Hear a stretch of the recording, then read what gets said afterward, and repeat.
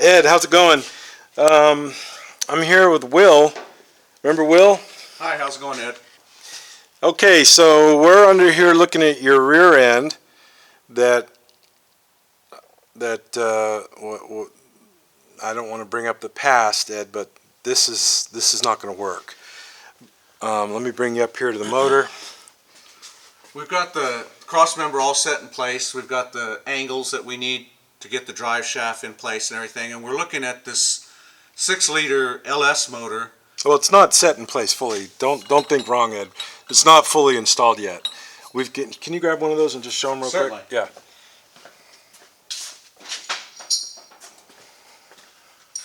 What we're going to do is, this will be cut down, of course, but we'll have a flange here and a flange there, so that way we can drop this cross member out of here with ease without having to... And this cuts here, and this gets welded up to the frame. Right. Yeah. So in that way it unbolts, so the cross member will come right out. Yeah, so Okay. if you ever have issues with the transmission or something, Yeah.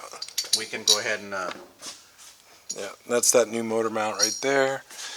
Motor mount right here. So we've got the motor set in place, and I want to show you the rack and pinion.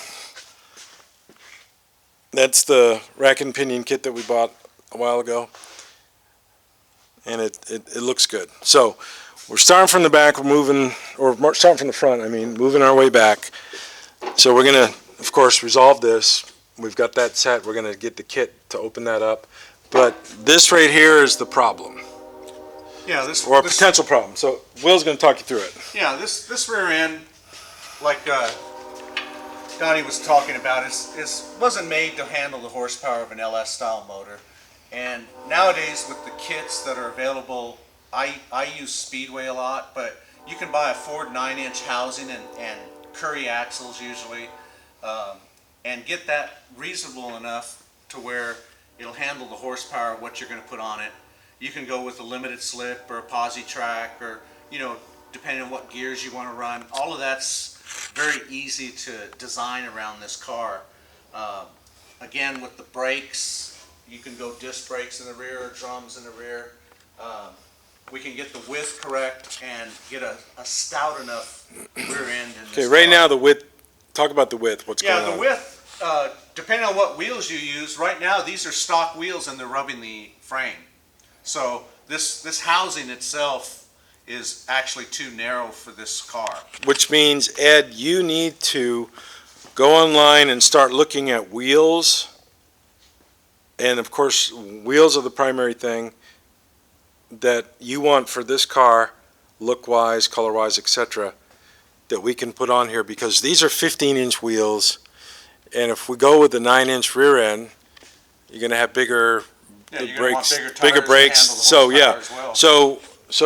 But we have limited space on how much room we have here. If you look here at the tire, you can see the tire is too far to the inside. You can just, right here from this angle right here, right, Will? You can see. Yes. It's not, so we don't have a whole lot of room here because the wheelhouse is only so wide, but the axle's too narrow, so what we're going to do is get the new axle that's going to be wider. It's going to be wider in the axle.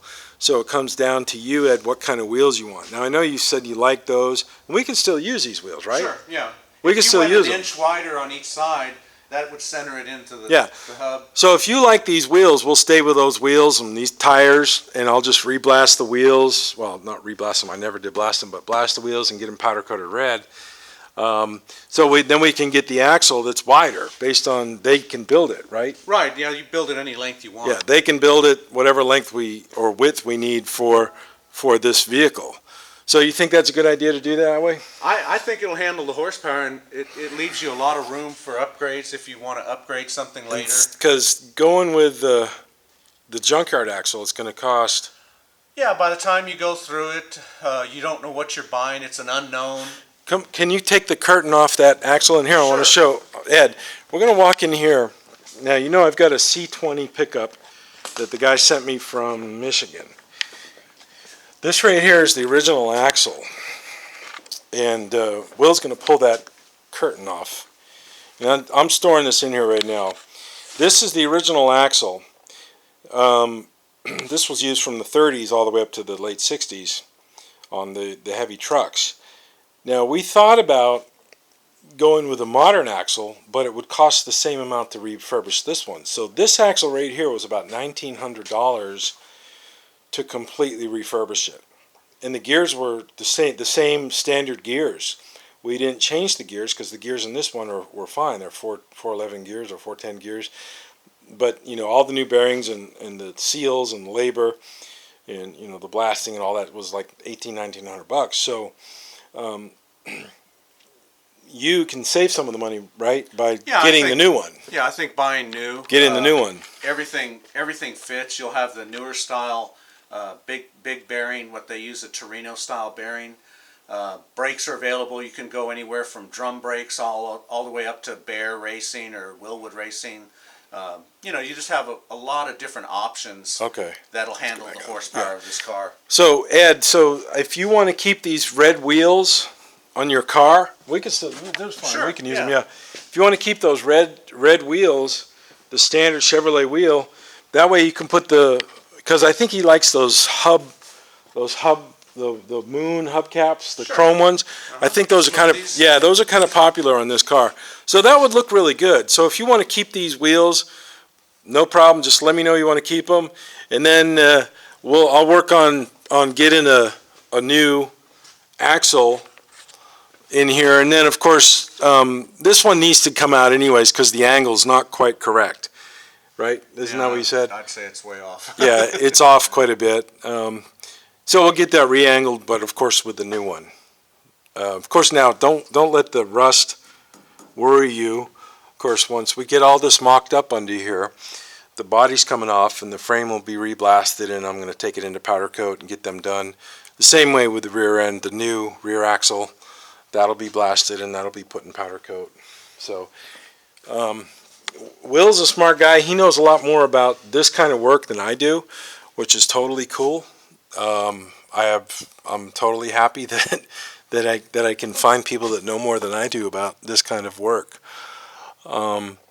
So, Will, what do you think? You got any final?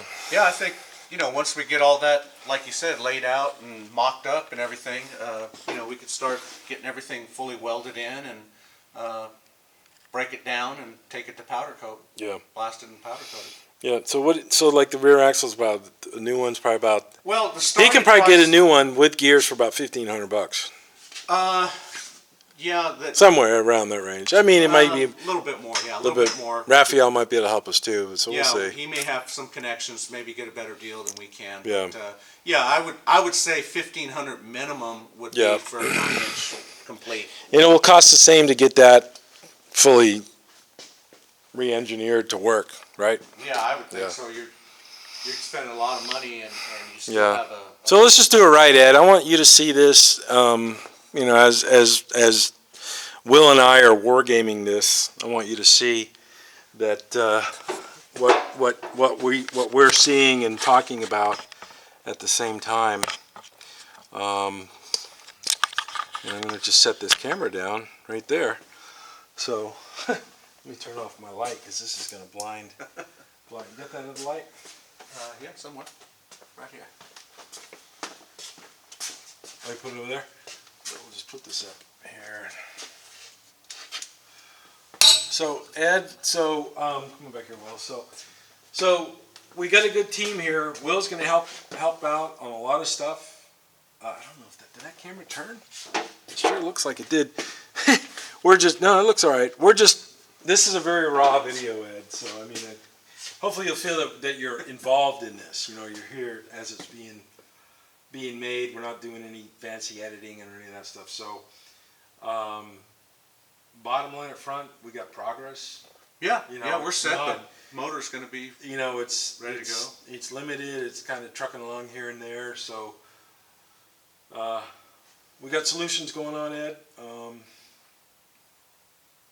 I think that's all right. I mean, we'll just he'll probably approve of this. You know, getting it right, because I'd hate to have you go down the road and this rear end lets go because it's out of a junkyard and the previous subcontractor was trying to cut corners for costs, and then you're really only saving $500.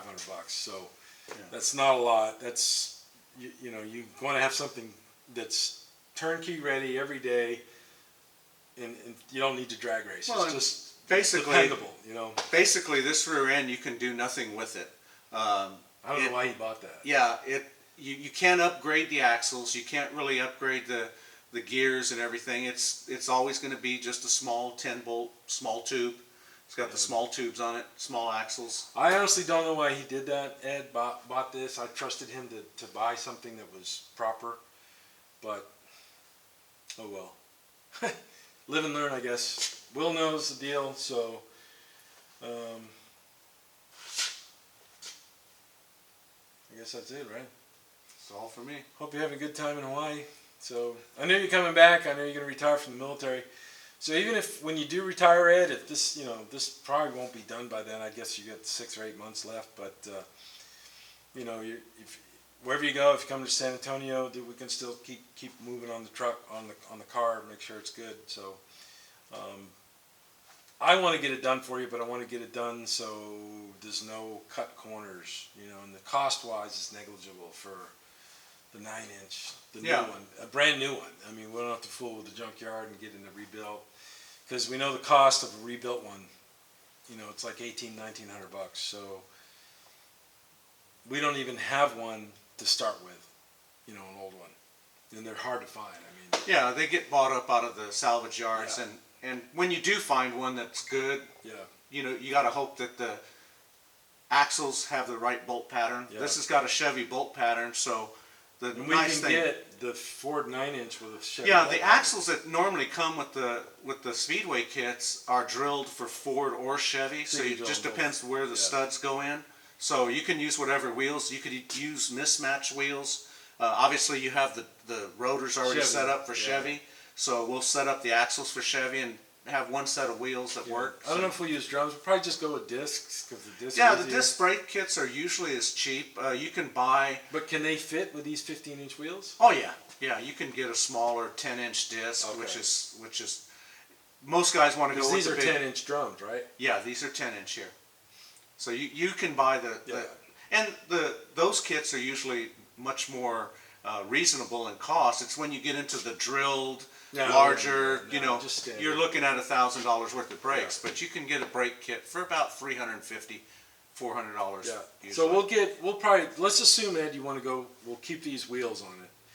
We'll just get a wider axle. Push the existing wheels out more, because they need to go probably 2 inches each direction. At least an inch. Or at least an inch, yeah. We can figure that out once we do some more measuring. So we can't really use spacers. That doesn't. Yeah, not.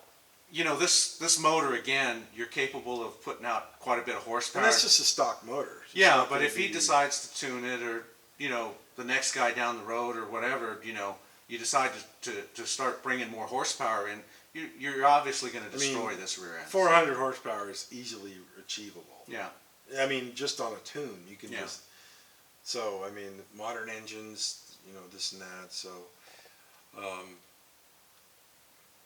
lot of good ideas brainstorming, and we were here brainstorming for almost an hour, and I was like, wait a minute, hold up, we gotta film this. We gotta film this brainstorming process, because I know that you'll like it. You'll appreciate that. So I guess, I mean, just Moving forward. yeah. I've got a lot of media blasting to do this weekend, all a bunch of little stuff. So, Ed, I'm going to wrap this up. Hope you're well, family's well, and Will's just down the road. He's got his own shop just over in Marion. What, 10 miles? Not even 10 miles away. It's about 5 miles. Yeah, it's just real close. So see you later, Ed. I guess that's it. And yeah, we're still filming the other one. We made another video, Ed, before this one, but the batteries died, which I'm not even going to use that. So we'll just use this one right here. So, yep. And of course, we were also talking about the hump, the existing floor recess for the drive shaft. This may be too small for the new rear end with the new drive shaft, you know, the 4-inch drive shaft, things like that. So if need be, we'll just cut the floor up a little bit to make it larger, to accommodate, just like we had to do for the transmission to fit in there, which is no problem. We'll just do it. Just, we can't do it right yet because we don't know the proper everything. Everything's backwards planning, as you know, being an S3 guy. Okay, Ed. Take it easy. Talk to you later. See ya. Take care. Okay. Merry Christmas.